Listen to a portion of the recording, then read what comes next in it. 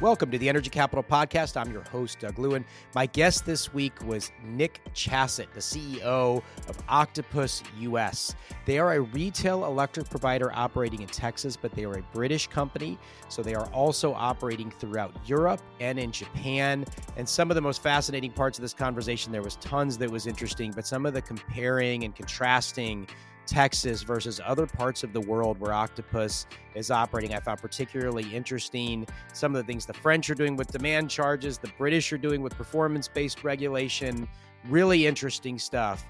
They are, again, a retail electric provider operating within the state of Texas. They are offering special rate plans, including significant discounts off the cost of charging your electric vehicle. So if you're an electric vehicle owner in an area of competition, you can look to what Octopus's offerings are. There are many retail electric providers throughout the state of Texas. I'm going to try to talk to a lot of them in the fullness of the time. I did an interview with Zach Dell of Base Power Company. They're a retail electric provider that was actually discussed during this interview.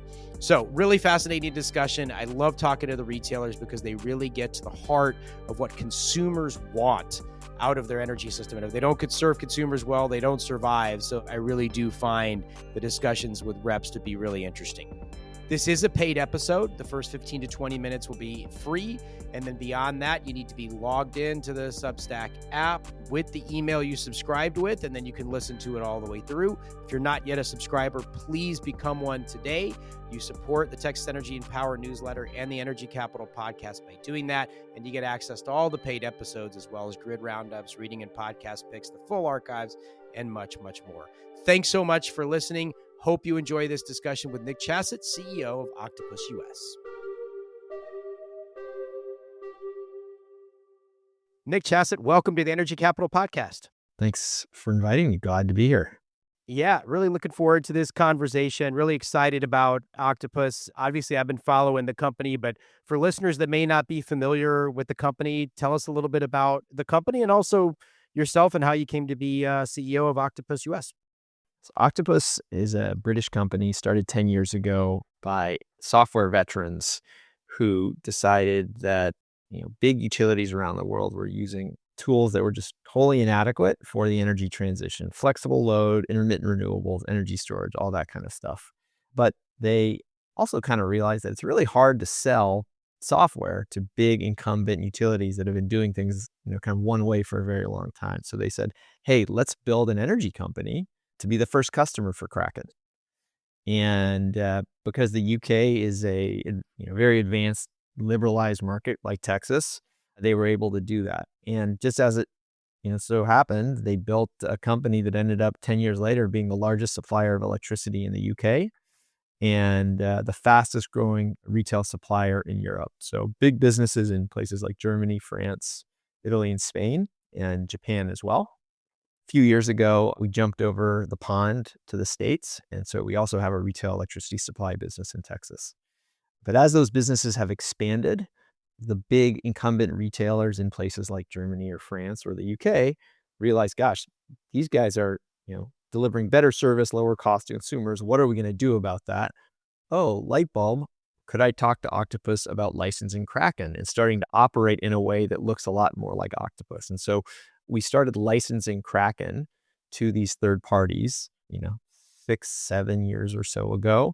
And that business has grown very quickly as well. We have roughly 75 or 80 million meters that Kraken serves across 45 or so energy suppliers and utilities around the world. Wow. More than 50% of meters in the UK are serviced on Kraken. And so Kraken and Octopus, as that has happened, have sort of separated as businesses, still both owned by the Octopus Energy Group, but operating increasingly independently. Octopus does a bunch of other amazing things, from electric vehicle leasing to installing heat pumps and solar. But the retail and software are the two main activities that we have globally. Here in the US, we're also developing a third business line that's sort of reflective of the fact that, you can go direct to consumer in places where you have retail choice, but most of the world, there is no retail choice. So how do you work with a utility, help the utility better engage with consumers to drive flexibility outcomes? Oftentimes, you can't just sell them software. You actually have to sell them capabilities. And so we've developed a business line we're calling flexibility as a service, focused on vertically integrated utilities, be they investor-owned or state-owned, where we go in with sort of our retail know-how and our sort of user experiences that we give our retail customers. We pair that with the technology on the back end so that, a big vertically integrated utility like Southern California Edison can start to give its customers a retail-like experience, which in turn results in much faster deployment of flexibility because the consumer is working with a consumer company that's really making the experience delightful and easy.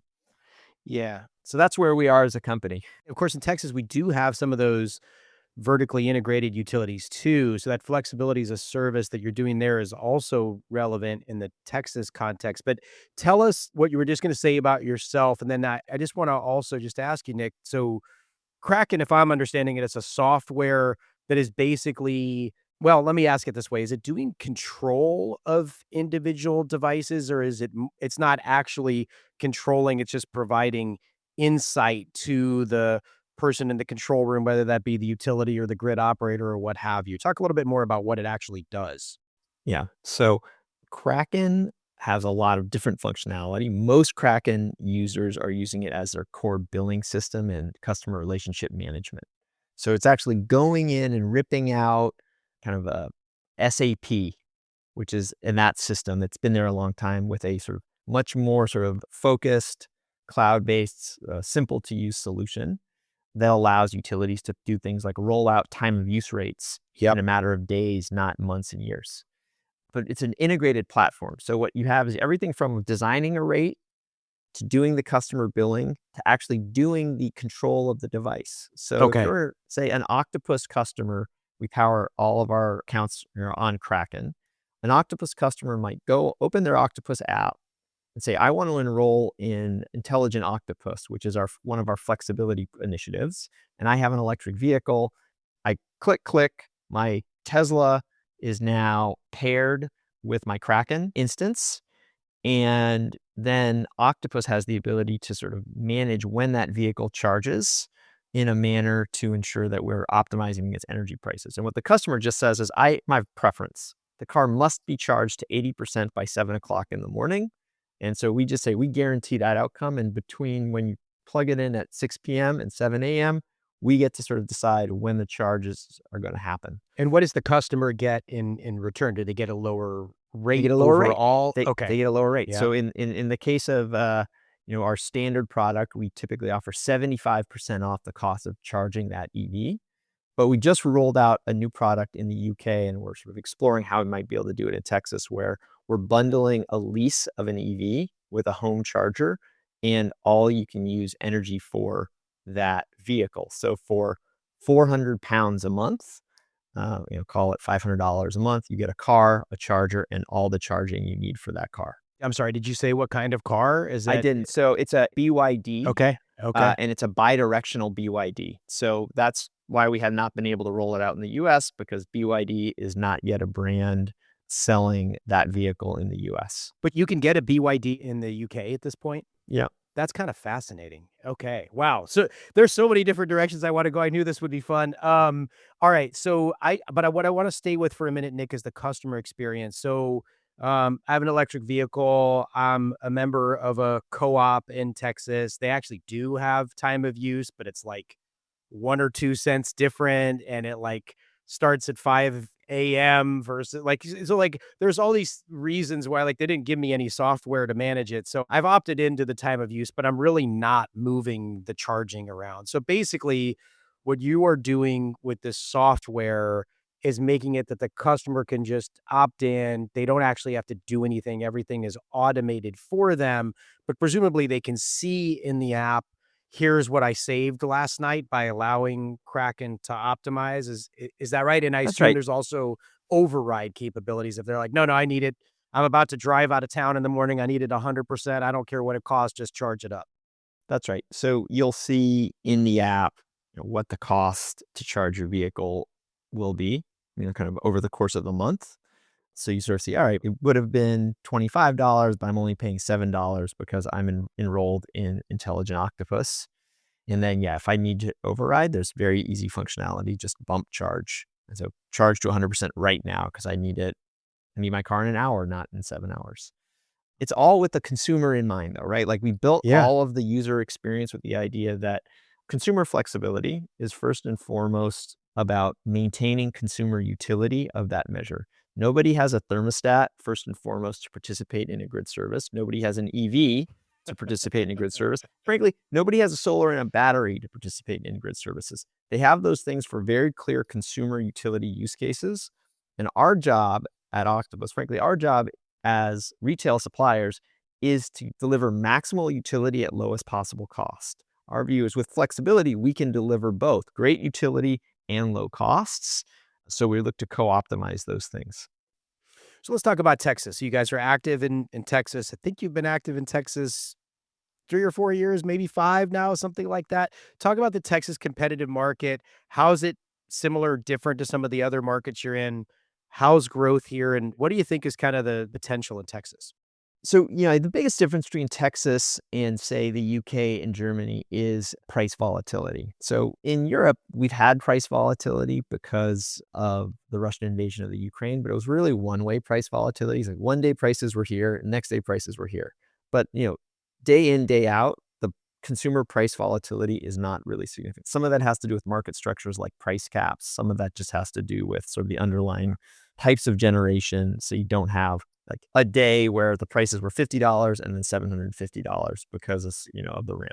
That is contrasted with Texas, at least in 22 and 23. 25 has not been that volatile a year, and we can talk about that too. But so that price volatility in Texas and that difference between Texas and the markets where we have been, I think has led us to a bit of a conclusion that you need to be a more physical operator in Texas relative to the UK. When I say more physical, you need to have more sort of exposure to physical assets to control some of your exposure to volatile price swings or to exposure to the other side of that trade.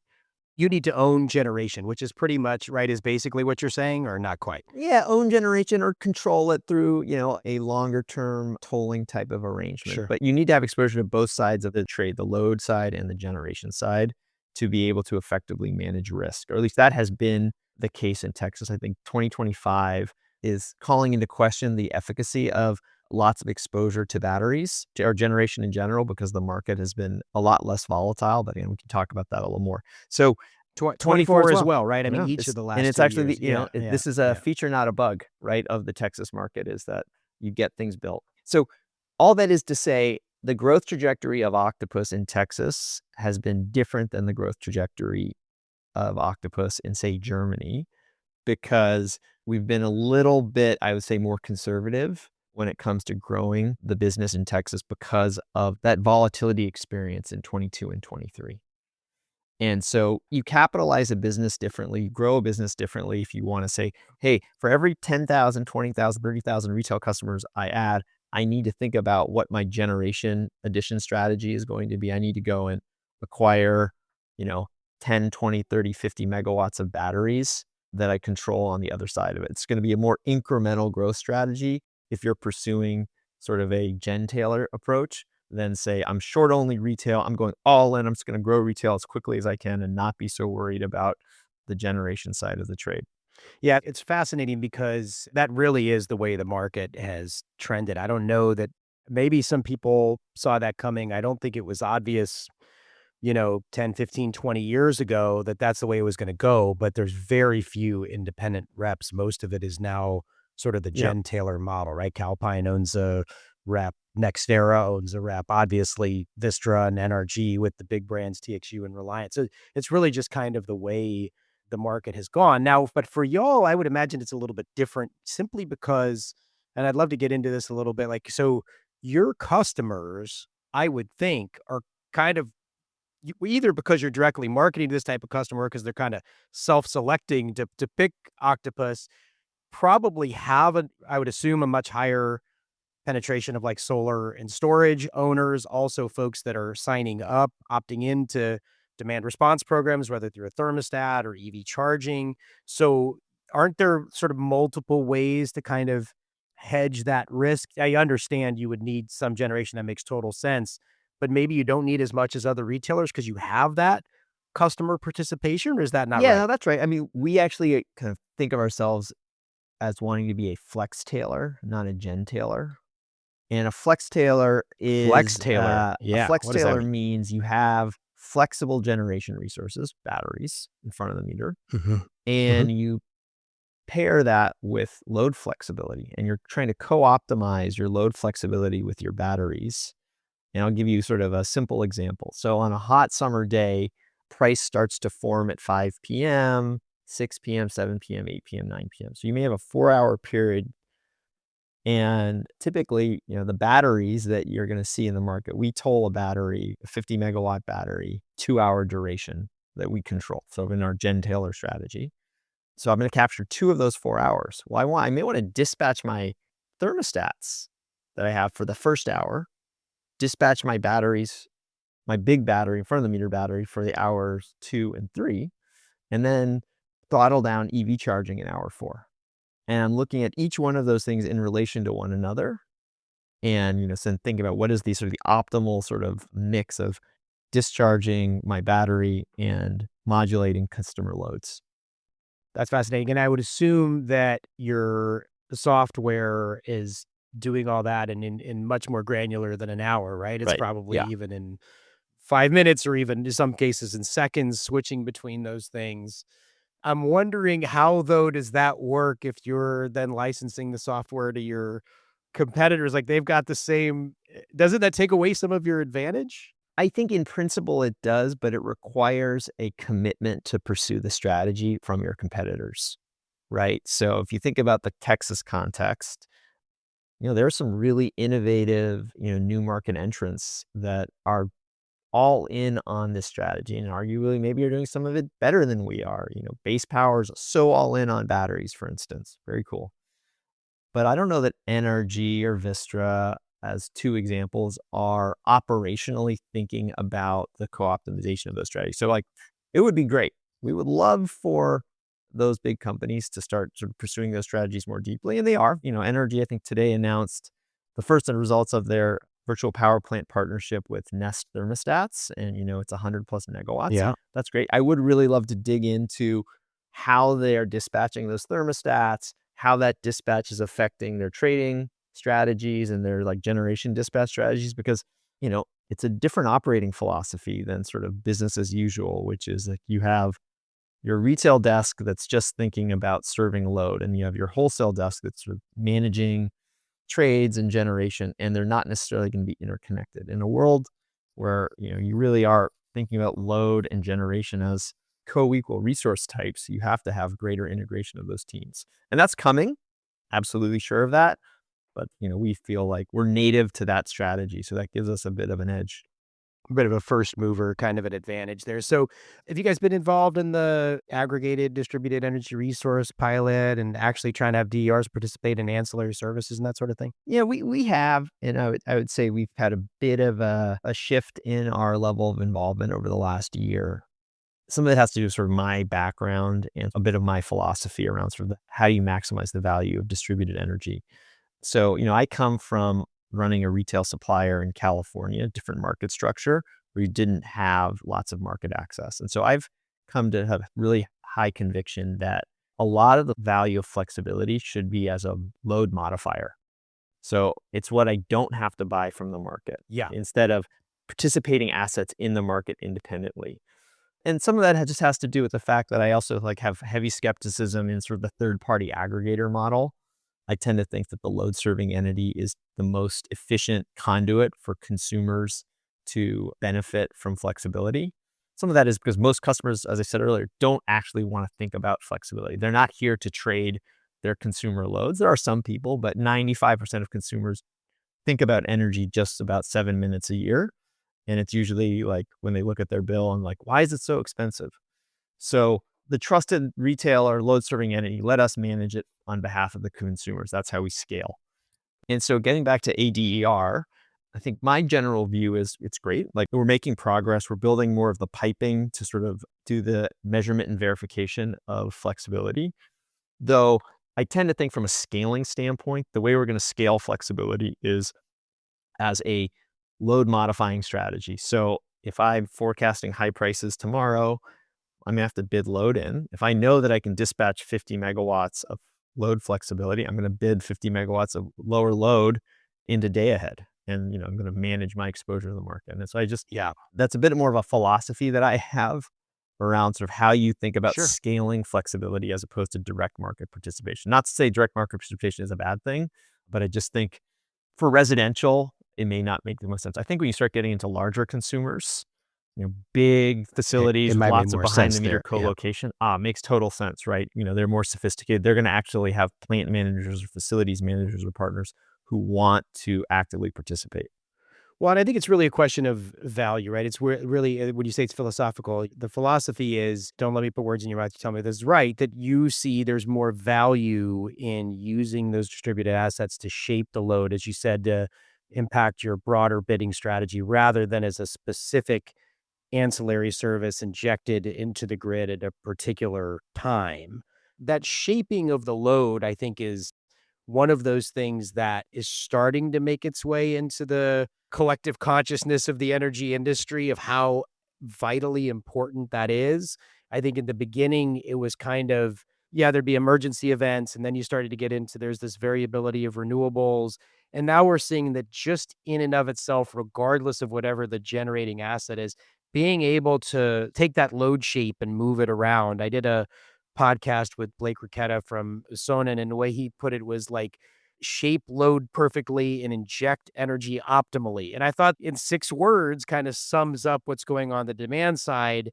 And there's different values from that. And that I think is what is so exciting about the Texas market is it's not a regulator deciding this is the biggest value. It's 1,000 different market participants having those philosophical value judgments effectively and then putting them into practice and kind of seeing what works. What did I get wrong there or what I No, get I mean, right? I agree. Look, I think what I really appreciate about the Texas market structure is there are 8,760 hours a year. And I have an obligation to serve customers, at different levels in each one of those hours and then actually sub increments.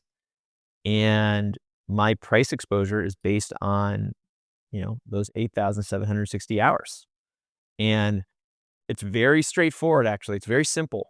If I can reduce demand from the market during that hour, that's an hour where I don't have to buy power. Yep. And so if the cost of that reduction is less than the cost to buy power, then that is the economically rational thing to do. Yep. When you start to get into bidding strategies and third parties and like capacity, like you start injecting complexity and more actors. And I think that reduces the ability to scale, Got it. particularly when so much of the flexibility case relies on consumers being able to seamlessly enroll and not have it affect their day-to-day life. So simplicity is so key. Seamlessly enroll and then also like not have to really do That's anything, right. right? I mean, except in some cases, I guess there's some customers that really want to Yeah. do stuff, but the vast majority of them, as you said, 7 minutes a year. Most of them don't. They just would like the lower I think the bills Blake and example is a good one, right? So, when they think about it, and frankly, when we think about it, is flexibility should have zero marginal cost if you do it right.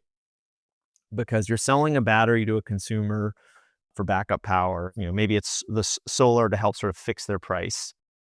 And being able to sort of optimize that battery against price signals in a more granular fashion, as long as it's sort of delivering against sort of the core consumer utility argument of I need to have at least 25% of the battery always reserved for backup power, and I'm hitting my 10% savings target that I signed up for when I bought the system, then that's all I care about, right? So there's no marginal cost to sort of operate that battery in a more fine-tuned way or charge that vehicle in a more fine-tuned way.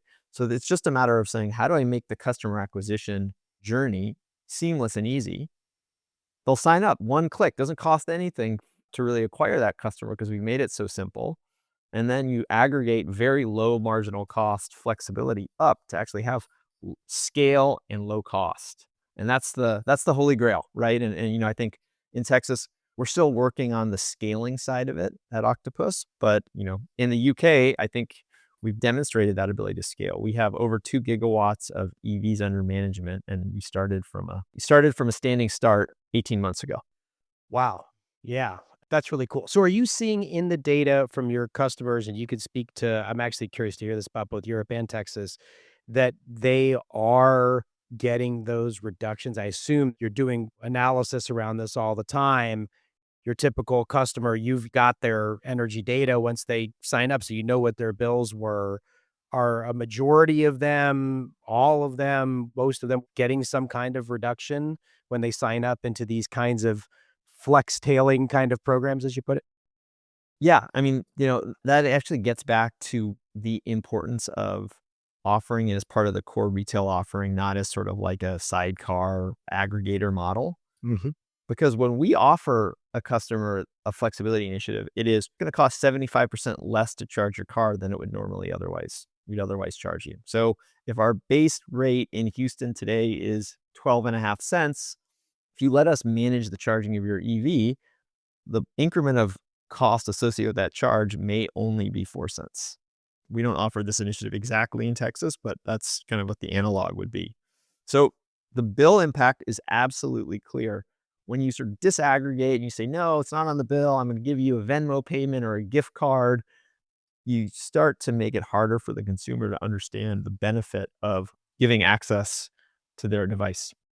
That makes sense. So I do wonder about, and I've talked about this a few times in different podcast episodes. So to do that, you then, as a retailer or flex tailer or gentailer, whatever term you want to use, as a retailer, you could be taking a little bit of a loss because at this point, just the transmission distribution charge is like 5 or 6 cents. This is one of the things I don't think is talked about nearly enough in like Texas policy discussions. If we need to have some kind of time of use on the distribution side, because the way it works right now, we could be in emergency conditions and it's 5 or 6 cents for a distribution charge per kilowatt hour. We could have 30,000 extra megawatts available and the retail price is literally zero. There's free wholesale power, but it's still 5 or 6 cents.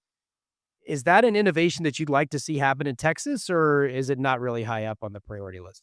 Look, absolutely.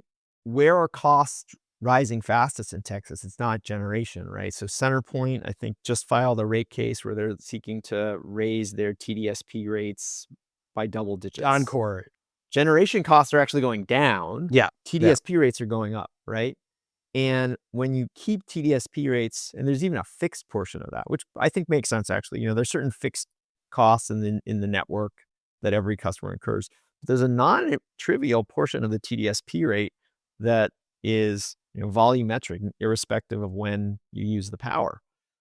And putting that signal in there makes sense. Now, you have to then, though, tie that back to the capital expenditure that the TDSP is making, right? Like, otherwise, you're going to create a revenue hole. And so, actually, we've seen in France, they have a demand charge component of the rate. And so we at Octopus in France have actually been helping our customers reduce their exposure to the demand charge. So it's actually not helping us at all on the commodity that we sell, but we're actually helping lower overall customer bills. And it's become a really big selling point. So it's like, it's not often that I would say that France is more advanced, economically from a competitive perspective than Texas. But in this particular case, I think France is doing something that, Texas could look to. Yeah. I mean, obviously, we have the demand charge on the commercial side in Texas, but this is something I've heard other retailers talk about, including some of the really big ones in Texas, that like they would actually like to. This isn't universal among retailers, but a certain number of them would like to see something like that for coincident peak pricing that is on the commercial side, also on the residential. So there's some kind of demand signal because otherwise it really does mute the impact of what you're talking about, of giving that variable rate for an electric vehicle. Again, the distribution charge is the same for somebody to charge their electric vehicle during an emergency or in the 90% of hours out of the year when there's an abundance. So there's different ways to do that. One would be time of use. One could be a demand charge. There's multiple ways to do it. Well, whatever it is. And I also think that if you think about the growing imperative for Texas is the demand on infrastructure for load growth. Mm-hmm. And we do really have to start thinking differently about cost recovery for the networks associated with that. Yes. And I think one of the really sort of important questions becomes, how do we increase utilization of the network we have, right? On average, Yes. networks are about 50% utilized, but we build networks for peak. Yep. So if, Stargate is building and, they're building infrastructure for that peak demand, if we could say, well, through flexibility across the transmission and distribution network, we can reduce demand by 250, 500, 1,000 megawatts during those sort of critical 250, 500 hours where we see the highest demand on the network, which may not actually coincide with energy prices, by the way. Mhm. We might be able to connect more big load in a manner that actually reduces costs for everybody. Yep. Instead of the status quo today, which is every time we connect these big loads, it actually, in some sense, creates the risk that you're going to raise rates for all consumers. Yeah, I've talked about this a couple times on the podcast. This is something I need to write an article on to really get my thoughts fully fleshed out on this. But first of all, absolutely 1,000% agree. Like there are going to be ways to integrate data centers. Their own flexibility will be important, their own on-site generation. The particularly large language models do have some flexibility. There's more and more information coming out on this all the time. I did a podcast with Tyler Norris, who, with his team at Duke, put out this research study that said if 1% of the hours were flexible for data centers, we could take 15 gigawatts more load. This was an ERCOT specific number. They did the same numbers for other markets, but I memorized the Texas ones. It's 15 gigawatts of additional large loads if they had 1% flexibility. Now, some of them don't have flexibility, right? If you're doing inference, like, whatever, somebody's making a query and they need that response right away, or you've got an autonomous vehicle needs to register that 8-sided sign is a stop sign and that autonomous vehicle needs to stop. That needs to happen in that moment. It can't be delayed. Or, if you have a data center for emergency operations, there's a million different use cases where they've got to have the power all the time. So if you're in an emergency, they can't turn down, but could they pay into a fund to get reductions from the residential That's right. side and actually start? Yeah. And you can measure and quantify that. And then it creates this like positive cycle, because if we do it right, that means, and the transmission distribution utilities are going to have plenty of opportunities for growth. They're not going to be starved for growth opportunities. But if, like you said, if you're building the system for the largest possible instantaneous load, that is going to drive costs up to a level it doesn't need to be at. So it would save costs on the distribution side. It saves costs on the generation side. It also then helps customers get these distributed assets that they really want. And it's not just data centers, right? I think we talk a lot today about data centers driving load growth, and certainly it's an important part of it. But, we also have reshoring of manufacturing. We have transportation electrification, which even though, Sure. the sort of public perception seems to be that it's slowing, in actual fact, it's not, right? Right. People are just buying more EVs because they're better, cheaper to run, more enjoyable to drive. And, it's all of these things are driving a sort of, ever greater demand on these networks. And so the imperative, economic imperative, is to figure out ways to drive more efficient utilization of the systems that we have. That's exactly right. And, we're going to do that at least partially through sending the right price signals to consumers, and then, building sort of mechanisms for these network operators to acquire flexibility instead of, in some cases, building new infrastructure. And I think historically that has been a problem. It's run counter to the traditional sort of utility rate-based business model, Right. where they say, why would I want to not build a piece of infrastructure? Well, today there's so much more demand on capital than there's capital available. And there's so much more demand on capital than there is rate headroom. Or to put it another way, the PUCT is just not going to forever allow the TDSPs to raise rates. It's just, Yeah. there's a limit. Yep. So for the TDSPs, they have the imperative to say, like, I need to be more efficient. They want to be more efficient. And we think flexibility has a huge role to play in unlocking that investment.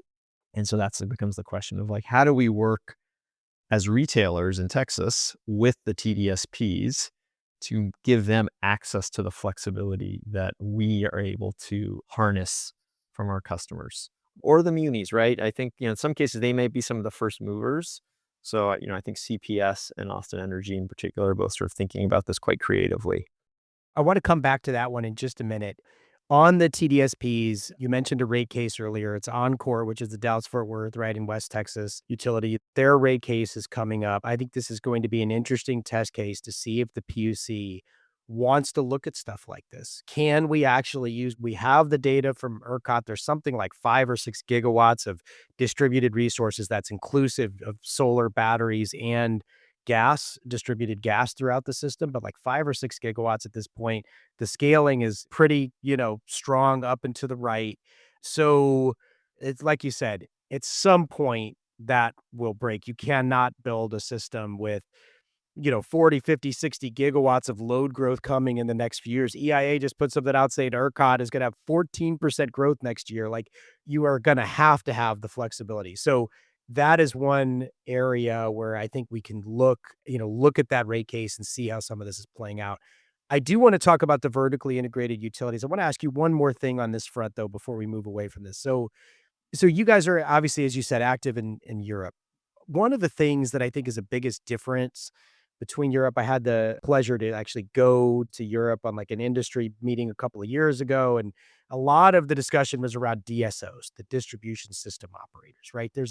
There is a system there for a structure, I should say. Maybe the system isn't always built up, but at least the structure is there, I think, to like integrate these distributed resources. Can you kind of compare and contrast? You were talking about France is maybe ahead of us a little bit by having a demand charge. Are there other advantages, whether from a DSO or other things you see in Europe, that maybe Texas and other states in America might be able to learn from? I'm kind of intrigued by the DSO model. I don't know if it's the right thing, but I'm curious if there's any kind of learnings there that you think actually might apply over here. I'd say the biggest learning, and it's probably from the UK, is the reliance on more performance-based rate making. Yeah. Or put another way, instead of rewarding utilities for just spending more capital, so, like that is how you increase earnings there's efficiency, but it's really about like expanding rate base. That is the regulatory model. Utilities are being eminently rational in sort of pursuing that strategy. In the UK, they have models whereby utilities can achieve the same rates of earnings or better earnings by pursuing efficiency strategies. So if a network operating utility in the UK can identify that flexibility is a more cost-effective alternative to building a substation upgrade, and they pursue that strategy, they actually can earn more doing that than they would just building the substation. And, I think it's a reflection of, incentives work, especially for these sort of big entities. Like, they are rational, they follow the incentives. Now, it's not necessarily always straightforward. There's a lot of work that goes into implementing them. There's always sort of like, Sure. when you change one incentive and implement it with another, there's going to be a different set of behaviors you have to sort of regulate for. So I wouldn't say it's absolutely the silver bullet, but I do think that creating some more flexibility for regulators to be able to appropriately reward their utilities for finding efficiency and increasing utilization on networks is absolutely something that would be really beneficial, for the folks, PUCT, for instance, to spend some time with their counterparts in the UK. That is really, really interesting. I think it's a really important dialogue to facilitate. And just to be perfectly clear, there are opportunities under that model for the regulated utilities to do better. You said this. I just want to like double down on that point that a lot of times I think performance-based rate making, the first thing people hear is like, oh, utilities are going to get punished. If it's done right, it does have to be symmetrical. There have to be some penalties for non-performance, but there's also an upside to them. So, right, like just like you said, if they're able to reduce spending by having more flexibility on their system, there should be incentives built into that for them to have bigger earnings opportunity than they would otherwise. Yeah, I mean, there's an interesting sort of example that we observe in the US, and we don't necessarily observe it in the UK or Europe. And it's even with our CIS systems. The Kraken billing system meaningfully reduces costs for utilities when they deploy it relative to the status quo. In Europe, that utility, that retailer that does it realizes those costs and continues to just realize those costs. It's great. It sort of flows through. in a US-based cost of service rate case model, that utility might be able to realize those savings for one rate case cycle. And then, all right, now we're going to the next rate case. You save $75 million a year in OpEx because you deployed this new IT system. We're now rebalancing you. And so you can give $75 million less to spend. So it just creates a bit, it's not a disincentive, but it diminishes the upside or the benefit of finding sort of durable efficiencies like that. And so, I think one of the ideas that we're quite keen on further exploring is to say, if you can find these durable, say, operating efficiencies, can you help to translate those into incremental infrastructure investments that utilities can make when they have so many demands on capital, such that, they put more capital into rate base, but as long as they don't raise rates because they've pursued these other operational efficiencies, as a regulator, you should be sort of indifferent. You should be like, this is good. This is actually a good outcome. Rates are the same, and they're investing in more infrastructure when we know there's so much demands for new infrastructure. It's a win-win. To harden and upgrade the grid, make it more resilient, all that stuff. So yeah. Yeah, exactly. So the question is, how do you find a way to sort of match those two things up and create those right incentives? And so I think those are things that folks in the UK are thinking quite deeply about, and we're very actively trying to bring some of our friends and colleagues from the US over to the UK to kind of have those discussions. That's great. Yeah, we need those cross-pond dialogues are very, very important. Okay, so before we run out of time, I do want to talk about the vertically integrated utilities within Texas. Obviously, Texas has this competitive market. We've been talking about it a long time. 75% of the customers in Texas live within that system: Houston, Dallas, Corpus Christi, Laredo, et cetera. But 25% of the state has vertically integrated utilities, some of them within ERCOT, like Austin Energy and CPS you just mentioned a minute ago, but also the 75 co-ops in the state. Interestingly, Bandera Electric Co-op has taken big steps in the ADER task force. And before that task force was disbanded, they brought 4 of their sort of colleague cooperatives into that task force. United Cooperative was in there, a couple others. So there is this sort of movement to kind of look at these things. Then we don't talk about it much on the podcast, but it's very important. There are 4 vertically integrated utilities outside of ERCOT as well, right? Entergy, SPS, El Paso, et cetera. So what you were talking about earlier, where you can kind of bring that retail experience to the vertically integrated utilities. Can you talk a little bit about what that might mean? You started and I cut you off earlier. Sorry, I wanted to just stick with the TSP thing for a minute, but like what that might mean for an Austin Energy, a CPS, a co-op, or one of the vertically integrated utilities. And more to the point, what would it mean for their customers, right? Because I think I think there's generally high satisfaction with those utilities. Maybe not high, but it's like, in utility rankings, they're kind of right there. But I do think, and I live in Austin, I talk to people, obviously all the time that have these different utilities. And I think sometimes there's a little bit of frustration of like, I can't access the base power companies, the Octopuses of the world. I can't do that where I live. So can you talk about how they might be able to open up some of those opportunities to their customers? It's very typical for the vertically integrated utilities, like an Austin Energy, as an example, to say, all right, they have a thermostat program, and that might give an incentive for a smart thermostat. And then they might have an EV charging program. And then they might have some sort of a battery program. And those 3 programs are all sort of they're limited in budget because they're customer programs. They're not sort of core flexibility strategies. And they have different vendors. And then there's a program administrator. And then there's a software optimizer. So suddenly you have all these layers of different providers. So from the consumer perspective, we say, well, I might have an EV and a smart thermostat and a battery. I don't want to have to deal with 3. Like, I don't want to have 3 apps. I don't really want to do. So I'm just not going to do it.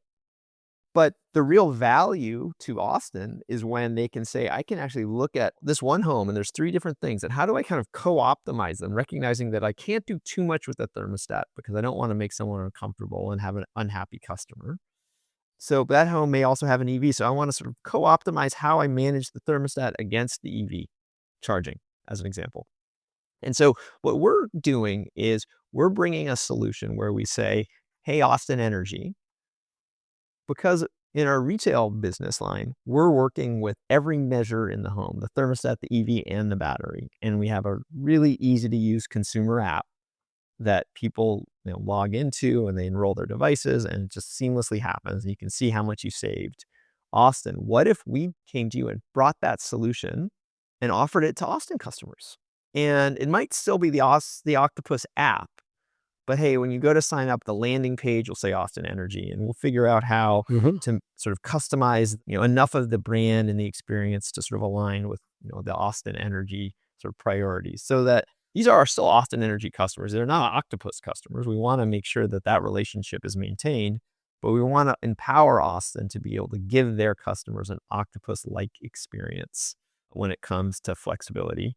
And then, potentially work with Austin to think about, hey, are there some time of use rates, for instance, that you may want to try test out? We know that these work really well, especially when they're, relating to electric vehicles. So can we actually work with you systematically to try to recruit all the people who drive EVs in Austin into this intelligent EV charging product? But when we do that, many of those people are also going to have a thermostat. Some of them may have batteries. So we don't want to leave that opportunity on the side. We want to also try to engage with them around those devices, but we might lead with the EV. In the case of, your municipal utilities and your co-ops, the incentives are so well aligned because if it saves money, it goes directly back to lower rates for everybody. Yep.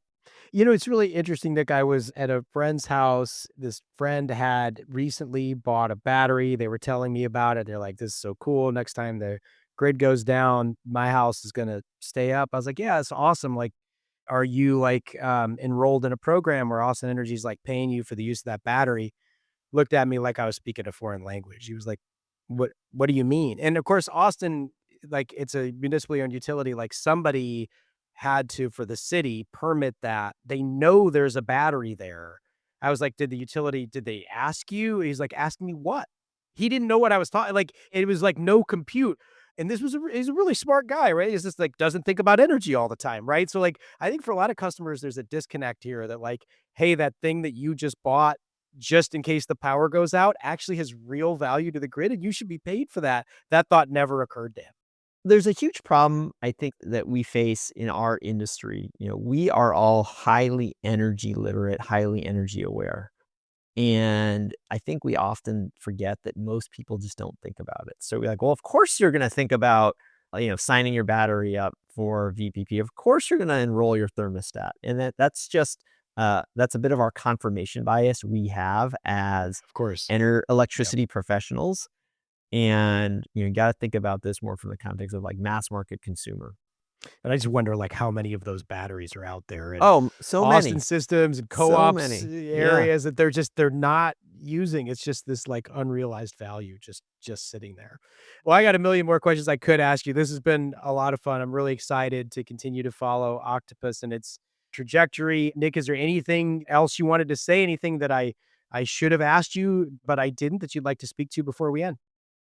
No, this has been great. And, I want to say I look to you for all of my sort of like keen Texas market insights. So it's been really fun to be here with you. Oh, thanks. Likewise, Nick, great to have you on the show and look forward to having you back in the future to get an update. We'll put plenty of links to all things Octopus so people can find you. Thanks so much for being on the show. Great. Thank you. Thanks for tuning in to the Energy Capital Podcast. If you got something out of this conversation, please share the podcast with a friend, family member, or colleague, and subscribe to the newsletter at douglewin.com. That's where you'll find all the stories where I break down the biggest things happening in Texas energy, national energy policy, markets, technology policy. It's all there. You can also follow along at LinkedIn. You can find me there, and at Twitter, Doug Lewin Energy, as well as YouTube, Doug Lewin Energy. Please follow me in all the places. Big thanks to Nathan Peavy, our producer, for making these episodes sound so crystal clear and good, and to Ari Lewin for writing the music. Until next time, please stay curious and stay engaged. Let's keep building a better energy future. Thanks for listening.